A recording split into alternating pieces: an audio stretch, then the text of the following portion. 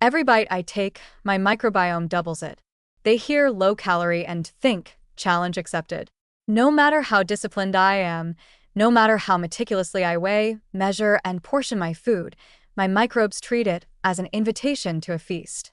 Diet culture, calorie counting, intermittent fasting, none of it matters. To my gut inhabitants, a carrot is not a humble snack, it's a substrate. A salad is not a virtuous choice, it's a stockpile.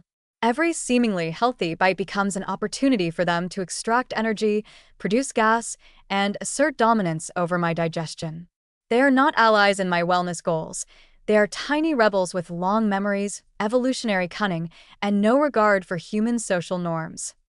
The negative consequences are impossible to ignore. Fiber-rich meals, legumes, whole grains, cruciferous vegetables, all promoted as cornerstones of a clean diet, become catalysts for bloating, unpredictable gas, and slowed intestinal transit.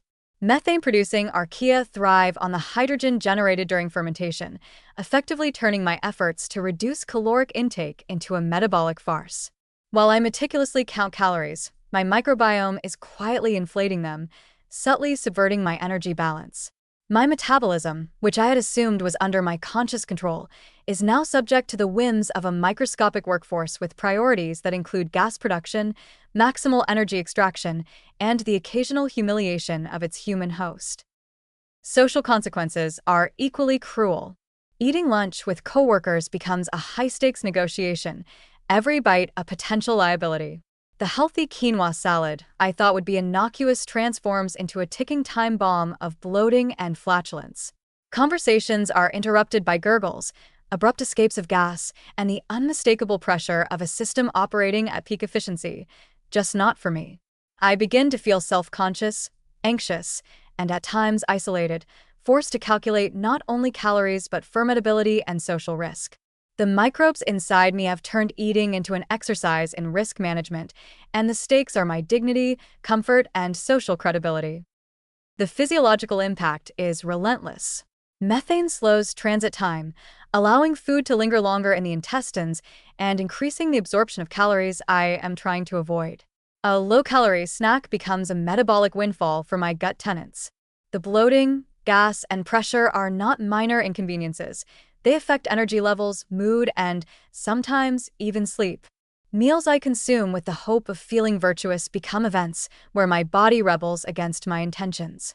The irony is brutal. In a society obsessed with personal responsibility for weight, fitness, and appearance, my own gut is undermining me, working at odds with every diet plan I attempt to follow. I am not failing through weakness or a lack of discipline. I am outmaneuvered by evolution itself. Even attempts to control this rebellion are frustratingly limited. Low FODMAP diets, probiotics, prebiotic manipulation, and digestive supplements can reduce the severity of symptoms temporarily, but the microbial population is resilient and adaptable. Methanogens reorganize, maintain their efficiency, and continue extracting energy while producing gas, reminding me constantly that I am never fully in control. Every diet tip, every trendy eating guideline, every miracle food is simply fodder for a system that has been optimizing energy extraction for billions of years. I am a participant, not a leader. My gut does not negotiate. It enforces its own agenda. The emotional toll is subtle but persistent. Anxiety around meals, self-consciousness in social situations, and frustration with a body that refuses to behave as expected are constant companions. Even when my intentions are disciplined and conscientious, the visible and physical outcomes betray me. I start to question my choices, obsess over ingredients, and sometimes resent my own body for allowing such microbial subversion. Diet culture assumes compliance and predictability. My gut provides neither. Instead, it offers rebellion, gas, and metabolic trickery with a wink of evolutionary humor. The microbial rebellion also has metabolic consequences. Calories extracted from fiber-rich foods, combined with slowed transit time, mean that even in a caloric deficit, energy absorption can be higher than intended. Weight management becomes unpredictable. Efforts to outsmart the system through fasting, exercise, or caloric restriction are mitigated by internal microbial efficiency that does not respect rules. In essence, my microbes have created a parallel economy of energy extraction one where diet culture plays no role and where compliance is irrelevant. The irony is deliciously cruel. The more I try to be disciplined, the more my gut proves that evolution always wins.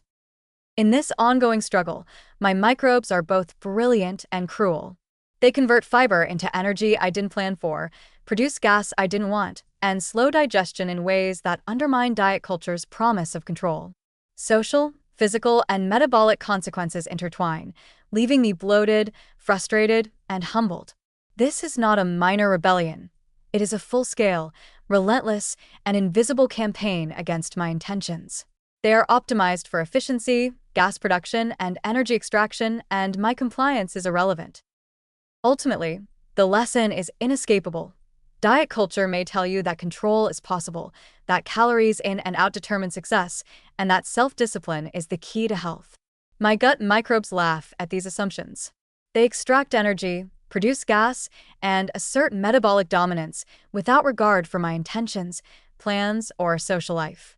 I am host, taxpayer, and victim all at once, paying the price for microbial rebellion while trying to navigate a world that expects compliance.